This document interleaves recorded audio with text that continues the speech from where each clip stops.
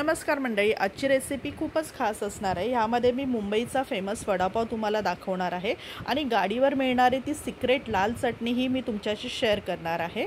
तर संपूर्ण व्हिडिओ शेवटपर्यंत नक्की बघा। ह्यामध्ये तुम्हाला स्टेप बाय स्टेप सर्व तुम्हाला गोष्टी दाखवल्या गेलेल्या आहेत। आता बघा, सुरुवातीला आपल्याला बटाट्याची भाजी बनवून घ्यायची आहे। 8 ते 10 तिखट मिरच्या घेतलेल्या आहे, 1 इंच आलं आणि 2 गड्डे इथे लसूण मी सोलून घेतलेला आहे। थोडीशी कोथिंबीर टाकायची आणि हे जे वाटण आहे जाडसरच असं मिक्सरला फिरवून घ्यायचं आहे। आता आपण बटाट्याची भाजी करून घेणार आहोत। त्यासाठी एक कढई गॅसवर ठेवायची, थोडंसं तेल फोडणी करता टाकायचं आहे। यामध्ये उडदाची डाळ 1-2 चमचे मी घेतलेली आहे, ती छानपैकी भाजून घ्यायची। यामध्ये आपल्याला 1 चमचा जिरं, 1 चमचा राई टाकून घ्यायचा आहे फोडणी करता आणि थोडासा कढीपत्ता मी इथे चुरून टाकलेला आहे। ही छान फोडणी द्यायची आहे। फोडणीमध्ये आता आपण जी पेस्ट वाटून घेतलेली आहे जाडसर अशी मिरचीची आणि लसूणची, ही पेस्ट संपूर्ण पेस्ट ह्या फोडणीमध्ये आपल्याला टाकायची आहे। या स्टेजला गॅस आता बारीक करायचा आहे आणि बारीक गॅसवरती आपल्याला ही संपूर्ण पेस्ट 3 ते 4 मिनिटं छान भाजून घ्यायची। पाव चमचा इथे मी हळद टाकलेली आहे आणि चवीनुसार मीठ ॲड केलेलं आहे। तर हे छानपैकी आता आपल्याला ढवळून घ्यायचं आहे संपूर्ण फोडणीमध्ये। आता ही फोडणी भाजल्यानंतर आपल्याला गरम गरम फोडणीमध्ये एक टिप लक्षात ठेवा, बटाटे अजिबात टाकायचे नाही आहेत, कारण की गरम गरम फोडणी जर बटाटा टाकला तर त्या बटाट्याच्या भाजीला पाणी सुटतं। आपल्याला ती फोडणी संपूर्ण थंड करून घ्यायची आहे। 5 ते 10 मिनिटांनंतर आपल्याला त्या फोडणीमध्ये हे बटाटे मिक्स करायचे आहे। थोडासा मसाला मी वाटीमध्ये वेगळा काढून ठेवला आहे, कारण की आपल्याला कितपत तिखट हवं त्यानुसार आपण नंतर मसाला ॲड करू शकतो। बघा, आता हा जो संपूर्ण बटाटा आहे, साधारण 6 बटाटे मी घेतले होते बॉईल करून।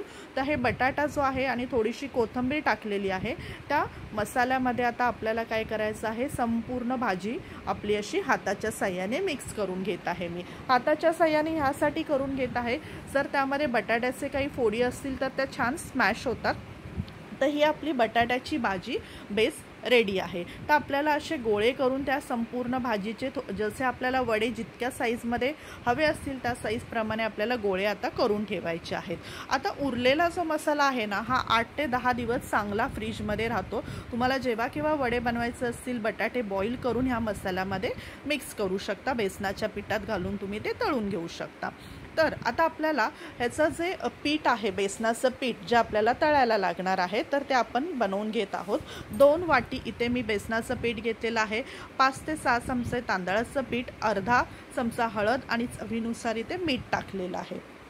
आता ह्या संपूर्ण पीठ मिक्स करून घ्यायचं सर्व साहित्य आणि थोडं थोडं पाणी टाकायचं आणि छान ह्याची अशी घट्टसर आपल्याला पेस्ट बनवून घ्यायची आहे बेसनाची। तर आता बघा, ह्या चण्याच्या पिठाची आता छानपैकी आपल्याला हाताच्या साह्यानेच मी हे सर्व प्रोसेस करून घेत आहे। चांगल्यापैकी फेटायचं 3-4 मिनटं ह्या बेसनाचं पीठ। आता हे बेसनाचं पीठ मी थोडंसं जास्तच घेतलं होतं, त्याचं कारण असं की जे गाडीवरती आपण लाल चटणी वडापावची खातो तर ती बनते ही या बेसनाच्या पिठापासून। तर ती कशी बनवायची हे पुढे मी तुम्हाला व्हिडिओमध्ये दाखवणारच आहे। बघा, आता हे जे पीठ आहे थोडंसं मी आता साईडला वाटीमध्ये काढून घेणार आहे आणि आता बघा, हे पिठाची कन्सिस्टन्सी अशा प्रकारे असली पाहिजे वडापावसाठी। एका चमच्यावरती त्याचं छानपैकी कोटिंग असं आलं की समजायचं पीठ बरोबर फेटलं गेलं आहे। आता एका वाटीमध्ये मी हे पीठ घेतलं आहे। गरम गरम तेलामध्ये आपल्याला ह्याचा चुरा तळून घ्यायचा आहे। बघा, गरम गरम तेलामध्ये मी हे बेसनाचं पीठ असं ओतलेलं आहे आणि भरपूर सारा पहिल्यांदा मी ह्याचा चुरा काय केलेला आहे, तळून घेतलेला आहे। आता या पिठापासून मी चटणी दाखवते। थोडीशी लसूण टाकलेली आहे, इथे लाल तिखट, मीठ चवीनुसार आणि थोडासा घाटी मसाला मी इथे टाकला आहे। घाटी मसाला ऑप्शनल आहे, असेल तर नक्की टाका। बघा, अशी छानपैकी मिक्सरला ही चटणी वाटून घेतलेली आहे आणि ही वडापावच्या गाडीवर मिळणारी चटणी आपली रेडी आहे।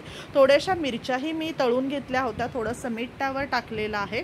आता बघा, वडापावचे आपण इथे जे गोळे करून घेतले होते भाजीचे, तर हे बेसनाच्या पिठामध्ये वड्याचे गोळे असे छानपैकी कोट करायचे आणि गरम गरम तेलामध्ये आपल्याला हे आता वडे मी हाताच्या साह्याने सोडून घेत आहे।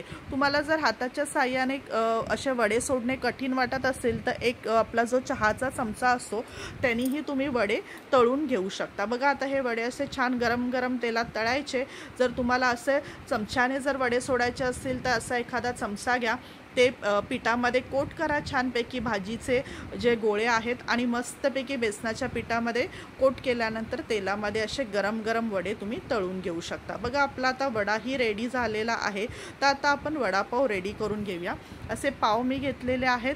ह्या पावामध्ये आता आपल्याकडे जी आपण चटणी बनवलेली आहे तर ही हिरवी चटणी आहे आणि ही आपण जी आता चटणी पाहिली ती आपण तिखटवाली लाल चटणी, तर ती लाल चटणी आहे। तर इथे मी हिरवी चटणी थोडीशी पहिल्यांदा पावाला लावून घेणार आहे आणि हिरवी चटणी लावल्यानंतर आपण जी आता बेसनच्या पिठाने चटणी बनवलेली आहे तर ती बेसनची त्या चटणीला पण आपण ह्या पावावरती टाकून घ्यायचं आहे। थोडं थोडं तुम्हाला जितपत तिखट हवं असेल त्यानुसार तुम्ही ही चटणी यूज करू शकता। आता इथे कांदा टाकलेला आहे। कांदा ऑप्शनल आहे, जर तुम्हाला हवा तर तुम्ही यूज करू शकता। कांदा बघा वडापावमध्ये असं टाकून घेतलेला आहे आणि आपण जे वडे तळून घेतलेले आहेत ते वडे आता याच्यामध्ये ठेवून घेतलेले आहेत। तर अशा प्रकारे आता आपला वडापाव छानपैकी रेडी झालेला आहे। तर तुम्हीही असा वडापाव बनवून बघा आणि कसा झाला आहे तुम्हाला कमेंट करून नक्की सांगा। बघा असा छानपैकी अशा मिरच्याही रेडी आहेत। सो तुम्ही असा वडापाव बनवा, खा आणि मस्त राहा। तर आपले व्हिडिओ जर तुम्हाला आवडत असतील ना तर आपल्या चॅनलला नक्की सबस्क्राईब करा। सर्वांपर्यंत आपले व्हिडिओ शेअर करा, लाईक करा, कमेंट करा आणि असेच नवीन नवीन आपले व्हिडिओ पाहत राहा। धन्यवाद।